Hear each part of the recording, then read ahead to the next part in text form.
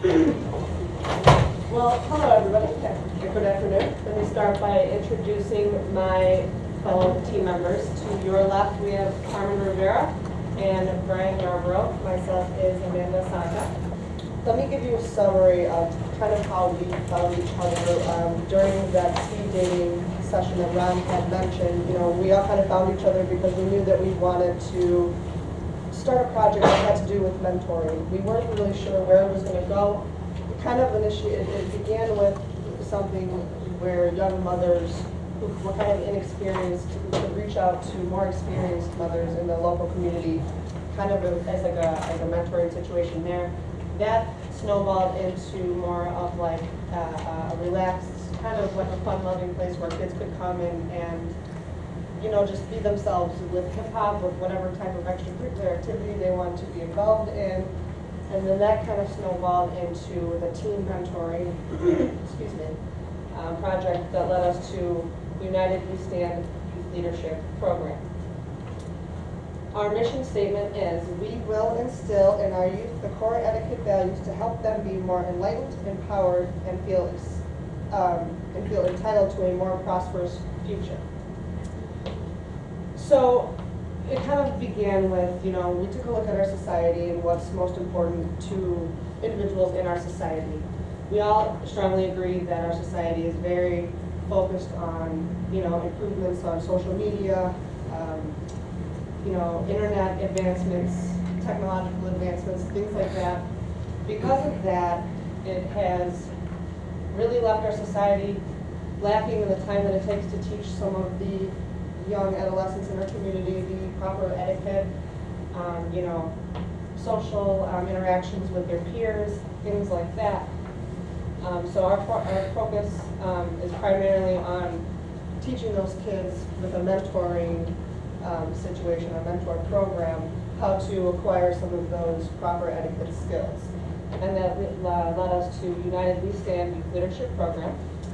I'll give you a brief summary of what the program or what our project offers, and later on in the presentation you'll get more details on what they are. So it is a community-based project, which means it is inclusive to Oak Park, River Forest, and Forest Park youth. At the end of the program, each participant does receive a certification of completion and a gift of accomplishment. The course will go through a 3-stage program involving kids between the ages of 12 to 18. And again, you'll get much more detail on the 3 stages later in the presentation.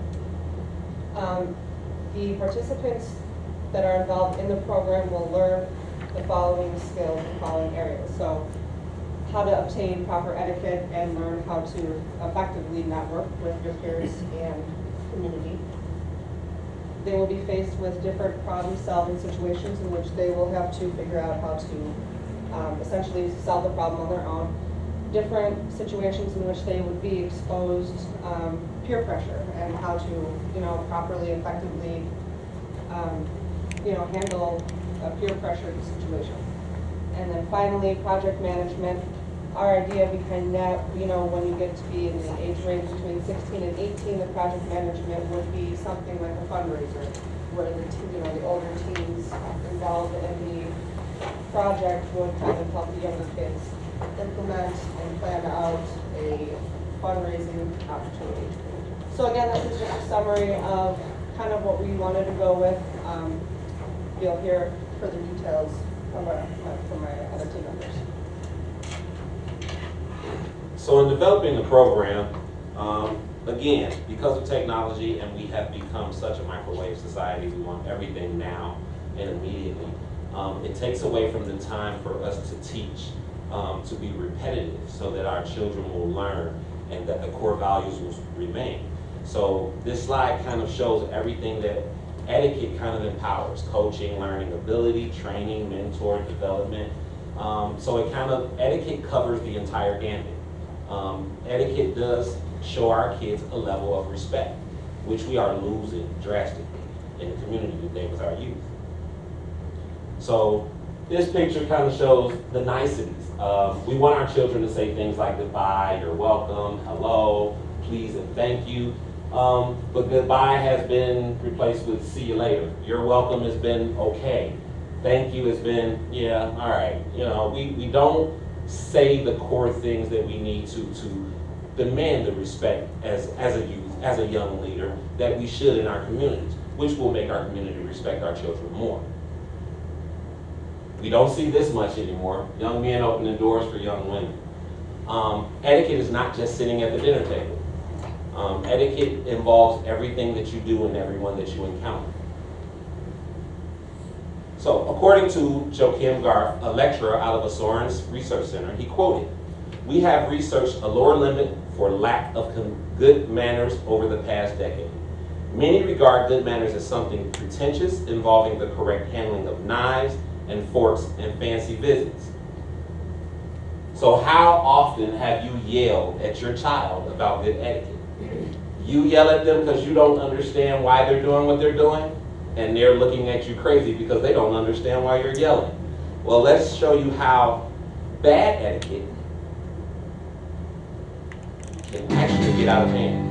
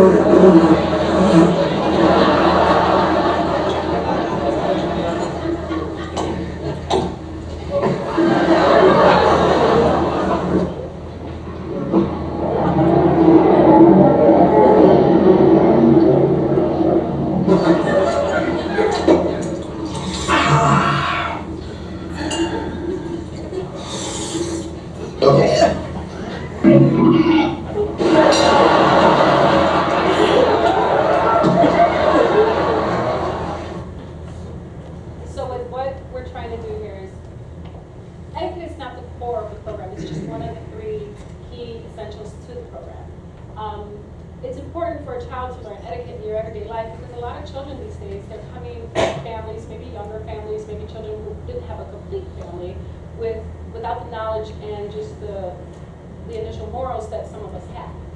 To walk into a room and say hello to everyone, to speak when you're spoken to in a proper tone, to wait in line. I mean, these things might be simple to you all and to us, but to certain children and even certain adults, they weren't introduced to them. And it makes it awkward for a child to come into a situation where it's a professional environment or a different environment outside of their comfort zone and feel accepted. And we think that's a key problem with today's youth. They're going into situations where they're not comfortable and the defenses come up. So they lash out. But again, we're not saying it's the whole problem. It's not the holy grail, but it's a start. And it's very important. So some of the key reasons why it's important to use etiquette every day of life for a child is it teaches them courtesy and respect. Once they start respecting themselves and seeing how people react differently to the way they're introduced to them, they respect others.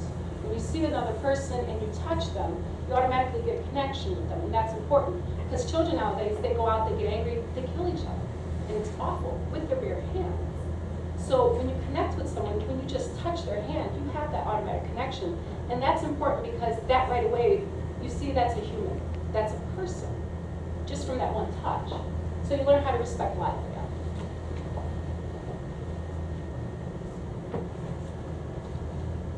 It brings compassion and understanding. Like I said, once you feel that connection to someone, whether they be outside your neighborhood, outside your community, you start understanding they're like me. She's like me now. She has the same problems as a mom. She might have the same problems as a kid, or her brother's doing the same bad things that my brother's doing. So it's all that compassion and understanding that these kids will start to learn. Then they start building trust. Once you have preteens and adolescents trust each other, the violence starts to go away.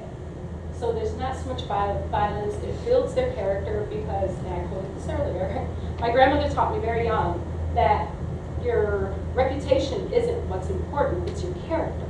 Your character is what stays with you, and your reputation is just what people see on the outside.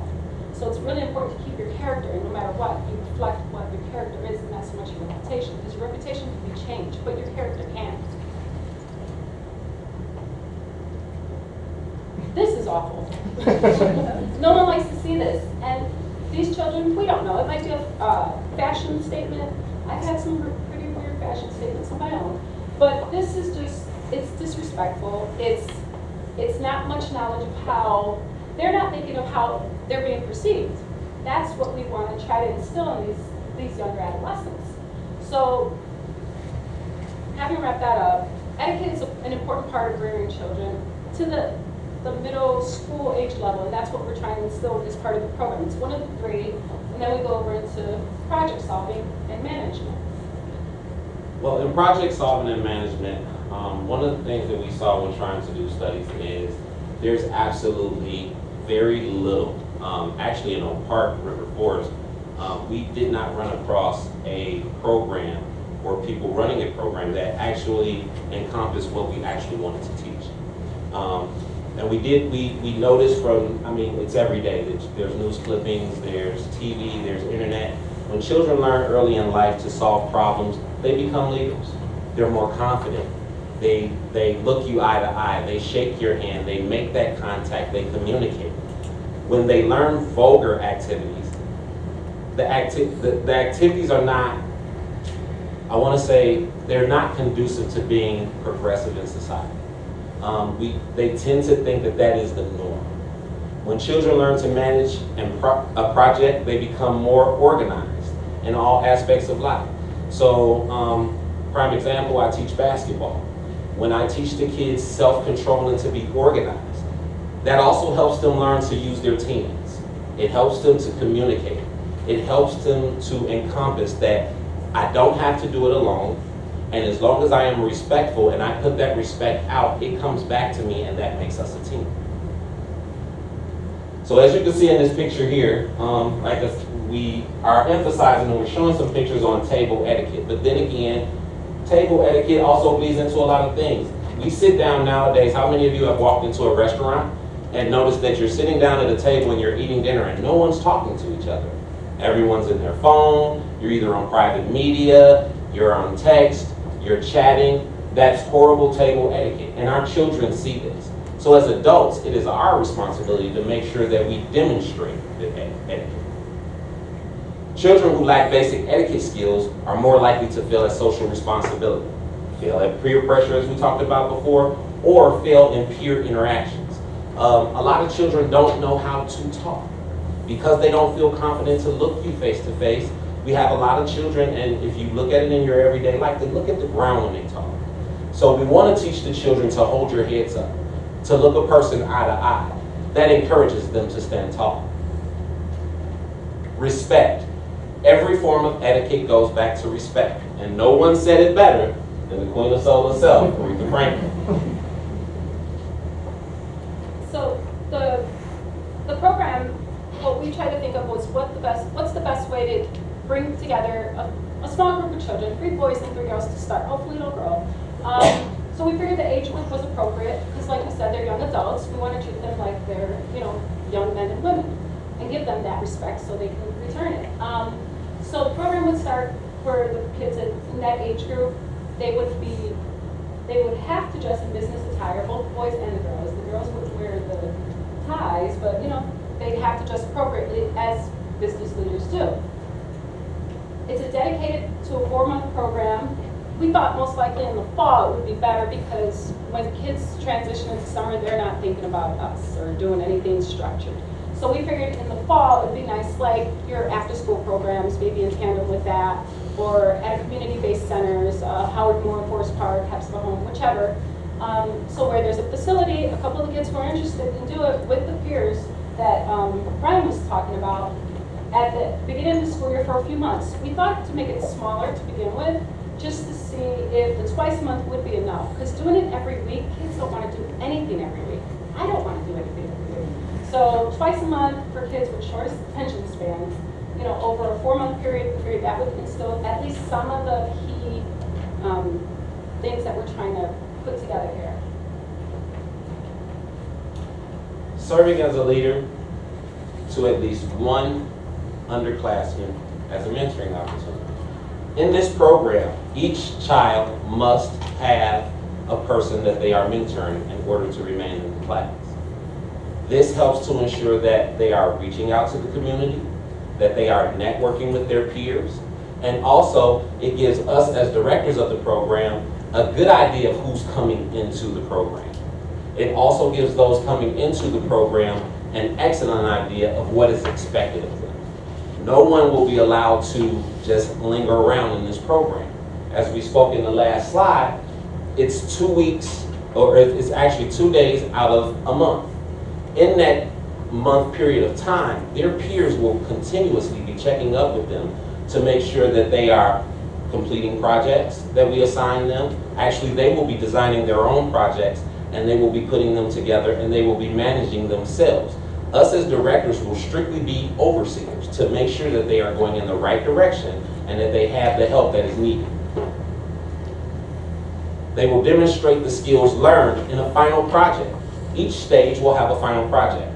In the final project, they have to demonstrate the skills that were learned throughout that session. At the end of that session, they will present it to us. We will make sure that they are going in the correct direction, and they will be judged by their peers.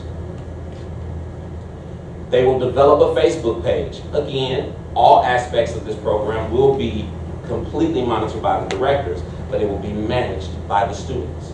They will create a Facebook page. The purpose for this Facebook page is for them to be able to reach out to one another when help is needed. Sometimes peer pressure comes to you and my mentor is not standing next to me. I'm not able to pick up the phone and call my mentor.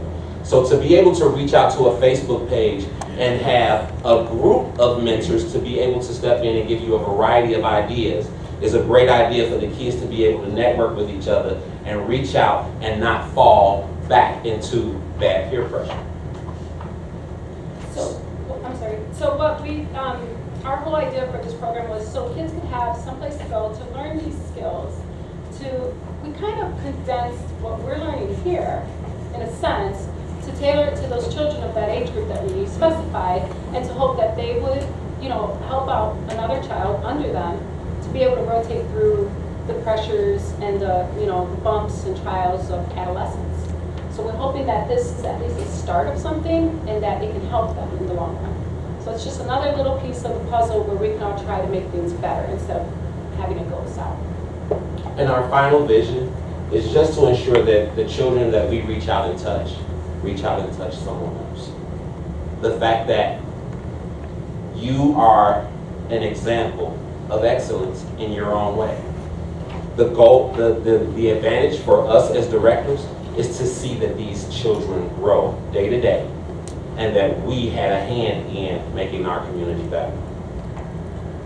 Any questions? Thank you. Thank you.